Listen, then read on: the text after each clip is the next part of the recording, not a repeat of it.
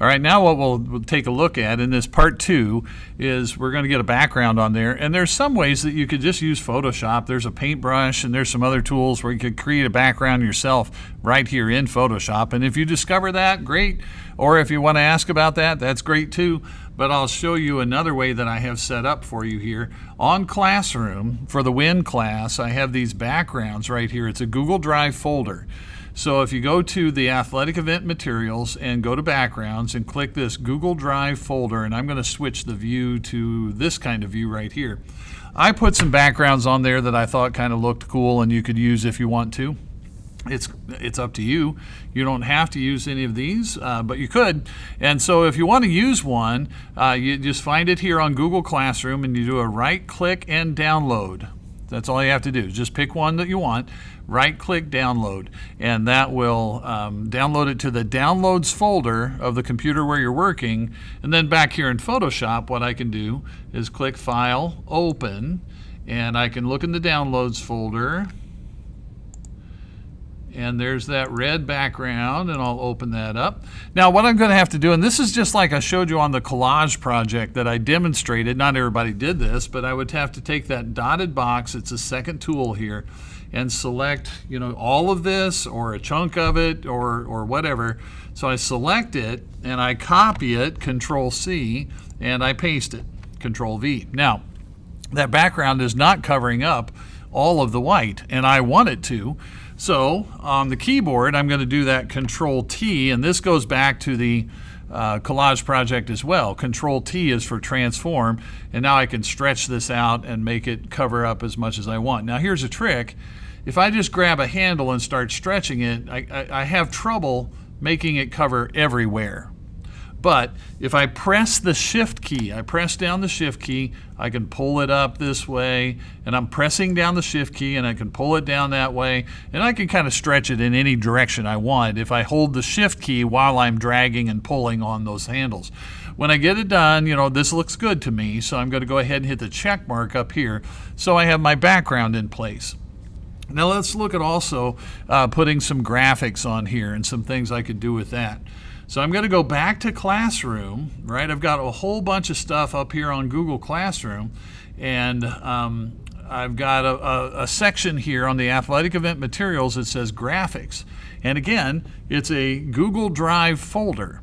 So if you click on it, and it'll show you all these little things that I have in here. And then this is going to build and change as we go. There's going to be some photographs of actual some of our football players and runners and things like that happen as we go along. But for right now, I've got, just some graphics that would work for the fall sports, and so you could use any of these that you wish. Now, I'm doing a cross-country thing. So this one right here with these runners, I'm going to right-click download. Okay, good. And I think I'm also going to use this winged foot here. So I think there's a smaller one and a larger one, so I think I'll use the larger one. So I'm going to right-click download. Look at how you do that. It's just a right-click download, and those things get put into the downloads folder on the computer where you're working. Now back here in Photoshop, I can click File and click Open, and I'll get I'll open up the graphic of the runners. Now when you see that checkerboard thing, and a lot of you probably know this, that checkerboard thing means it's transparent. So watch what's going to happen here. I'm going to take that box, remember that box tool, we have to select this. So I'm going to take that box selector, the second tool down, and just select this picture, just click it and drag it, and I'm going to copy, Control C, and I'll come over here, this is the thing I'm working on, I'll paste it, Control V. And so look, I've got those runners, and you don't have all the background's transparent, right? So I'll do Control T to transform, and I want these runners to be kind of down here in the corner. This is where it gets creative, folks. You work it, it's like putting together a puzzle. You make it look the way you want. I want these runners kind of down in the corner. I'm going to make them slightly smaller. I'll hit the check mark. Now I think I also would like to use that, I'm going to click File and click Open, and I want to use that winged foot, which was this CC3 large. There it is.